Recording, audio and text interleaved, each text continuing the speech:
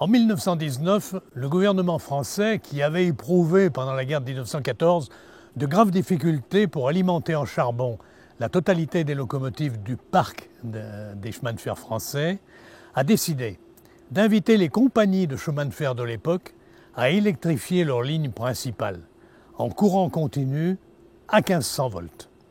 Pour ce qui la concerne, la compagnie du chemin de fer PLM, qui couvrait le grand sud-est de la France, attendra 1923 pour prendre une décision.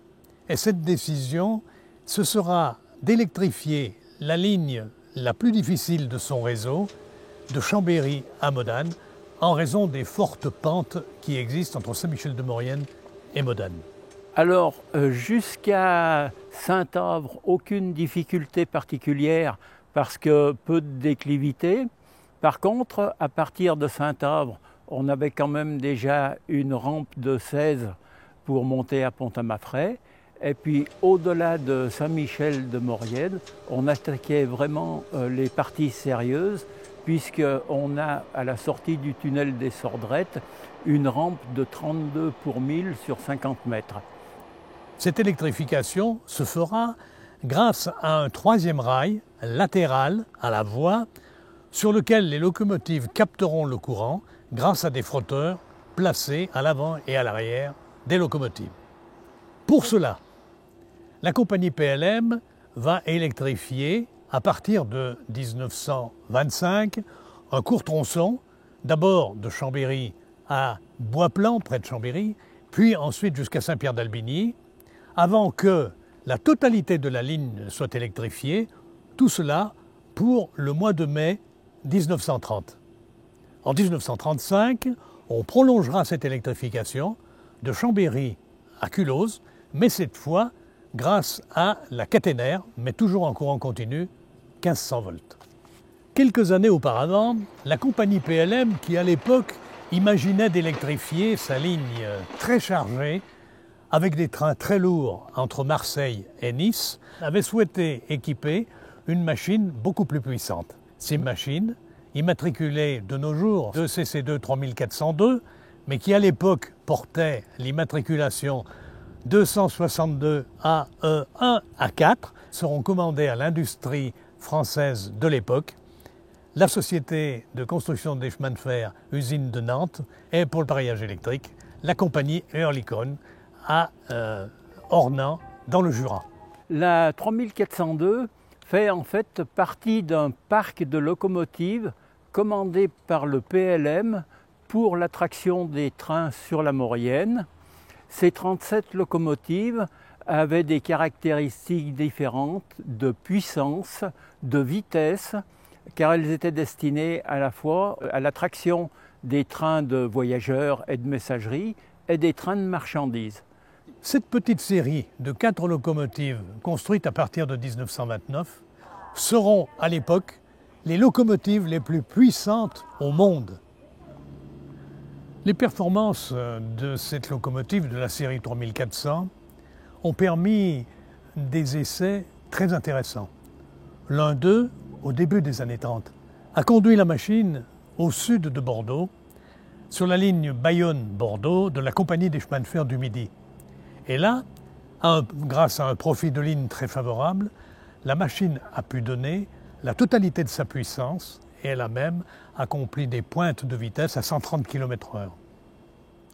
Beaucoup plus tard, après la guerre, dans les années 50, c'est la SNCF qui décidera un jour de faire effectuer à une des locomotives de la série 3400 un aller-retour Chambéry-Paris en tête d'un des trains express de la Savoie vers la capitale de cette époque-là.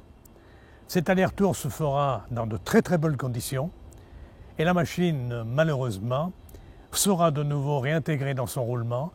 Il n'y aura pas de suite à cet essai, mais qui a eu le mérite de montrer combien, plus de 30 ans après sa construction, elle était restée performante. Finalement, la machine continuera à rouler entre Culose, parfois même en Berrieux, Chambéry et Modane. Sur 135 km de ligne, elle fera des allers-retours, ce qui lui permettra, pendant 45 ans, de montrer à quel point cette locomotive était fiable. L'alimentation par troisième rail a perduré jusque dans les années 71-72. Et là, c'est la disparition totale du troisième rail sur la Maurienne. Le 26 avril 1974, après avoir parcouru 4 500 000 km ou presque, la 2CC2 3402 est définitivement retirée du service. Elle était destinée à rejoindre le musée de Mulhouse, mais en fait, on va assister là, pour cette machine, à une très longue errance. Comme il n'y a pas de place à Mulhouse, on va d'abord l'abriter au dépôt de Clermont-Ferrand. Elle y restera 10 ans, bien abritée, mais la démolition du dépôt entraînera le transfert de la machine vers le dépôt de Montluçon. Et puis, entre-temps, les règles de préservation des locomotives ont un petit peu changé. C'est-à-dire que la SNCF confiait des locomotives à des associations pour les maintenir en état. Et puis, un beau jour, la rotonde de Chambéry a été aussi restaurée par tranches. Et l'idée, c'était comment valoriser la restauration de la rotonde de Chambéry. Et voilà comment est venue l'idée d'aller chercher la 2CC2 à Montluçon. Alors, pour faire revenir cette grande dame de Montluçon à Chambéry, ça n'a pas été facile. Ça a duré pratiquement 2 ans. Nous avons fait une première visite sur place, à Montluçon, pour voir l'état général de cette locomotive. Elle n'avait pas cette allure. Elle était dans un état, certes pas si mal que ça, mais au point de vue extérieur, il y avait un gros travail de caisse, de remise en état de présentation à faire.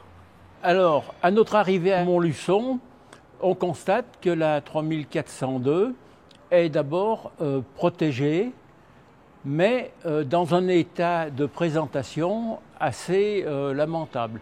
Ça fait en fait 32 ans qu'elle erre à travers tout le sud-est sans soin. Mais lorsque l'on a voulu la déplacer, on a eu l'heureuse surprise de la voir se déplacer comme si elle avait été garée la veille. Ce qui voulait dire que les organes de roulement étaient en parfait état, et moi j'ai pensé en moi-même, elle rentre à Chambéry.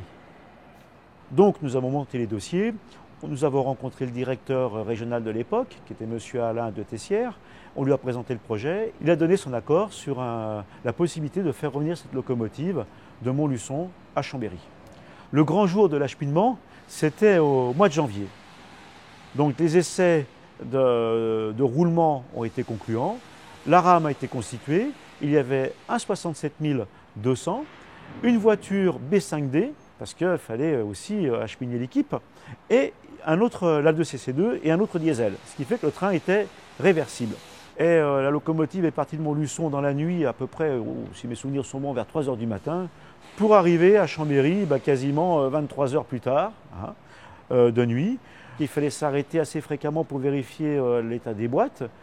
Et surtout, le responsable matériel avait donné une restriction, à savoir que sur le territoire de la région de Clermont-Ferrand, le train ne pouvait pas être dépassé et être croisé en vitesse. Il fallait que la locomotive soit à l'arrêt. Parce que dans l'équipe de l'acheminement de cette locomotive, il y avait aussi un des responsables du PC de Chambéry qui avait accès à tous les graphiques de circulation et on a pu trouver un sillon adéquat.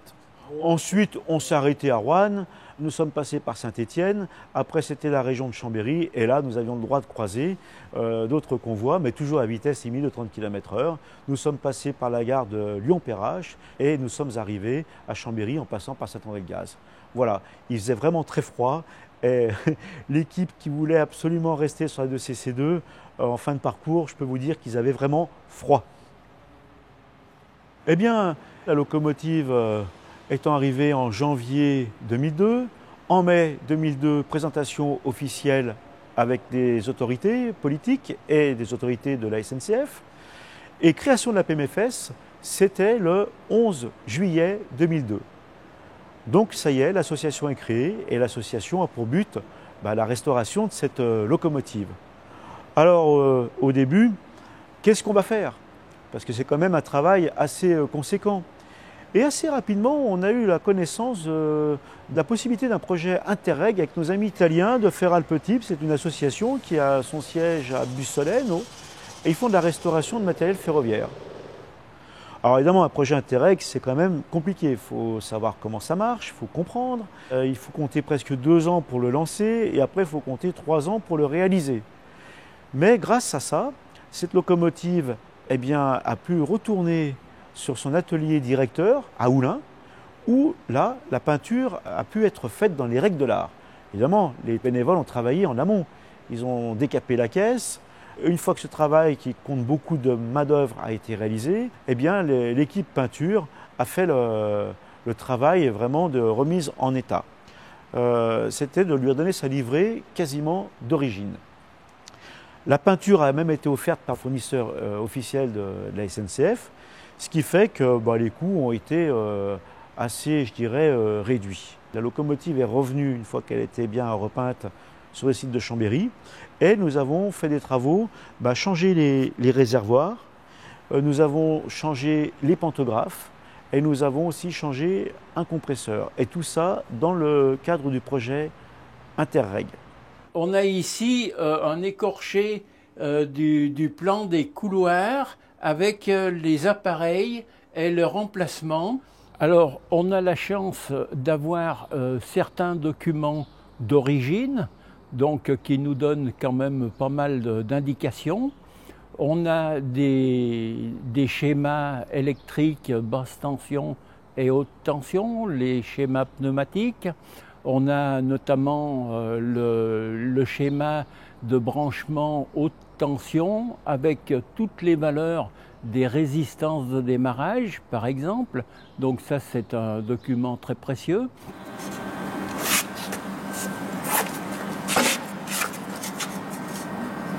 Le problème de la restauration, ce sont les pièces détachées. Pour cela, nous avons 3 solutions. La première, nous avons pu faire un stock de pièces où l'entreprise possède des stocks de pièces en réserve. Donc on fait un échange standard à ce moment-là. Soit la pièce n'existe plus et nous nous adressons à ce moment-là à des usines de décolletage spécialisées pour nous refabriquer la pièce. Voilà, c'est le régulateur de pression. Et s'il fallait la remplacer, eh bien, on aurait soit le choix de faire refaire une pièce comme ça, donc à un prix défiant toute concurrence, ou alors de monter du matériel moderne, mais qui demanderait une réadaptation sur la locomotive. Et ce serait aux grandes dames des conservateurs purs et durs du matériel.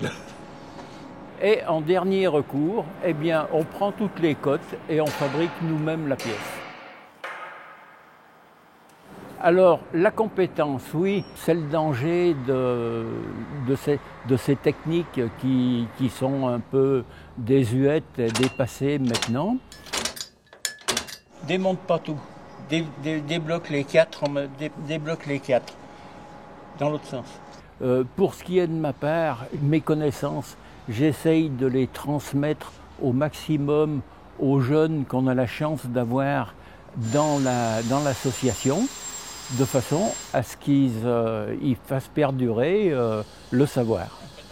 Alors, je dirais qu'on est toujours plus près du but que la veille. Il reste encore un certain nombre d'interventions. Donc là, le régulateur de pression d'air est démonté, il va être nettoyé et remonté. Il faut aussi régler le temps de montée des pantographes qui est un peu trop rapide. Il faut refaire une visite interne pour s'assurer que tout va bien, tester les circuits basse tension et haute tension.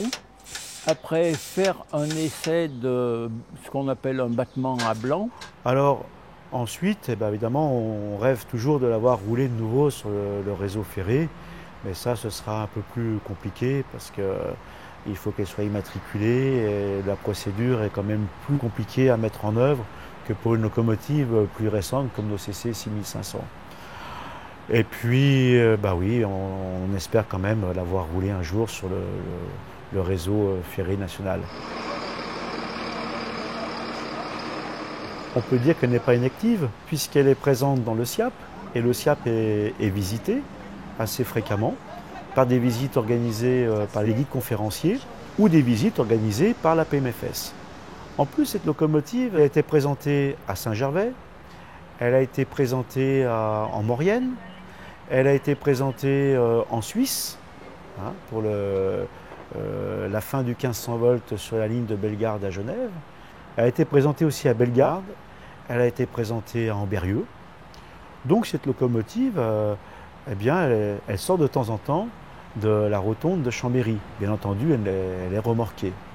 Si aujourd'hui cette 2CC2 est sous cette rotonde, dans l'état où elle est, c'est grâce à des bénévoles. Sans ces bénévoles, cette locomotive ne serait jamais revenue. Et sans ces bénévoles, cette locomotive ne serait pas dans l'état où elle est aujourd'hui. Et sans ces bénévoles, cette locomotive elle ne fonctionnerait pas. Alors qu'aujourd'hui, eh bien, elle est bien là et vivante.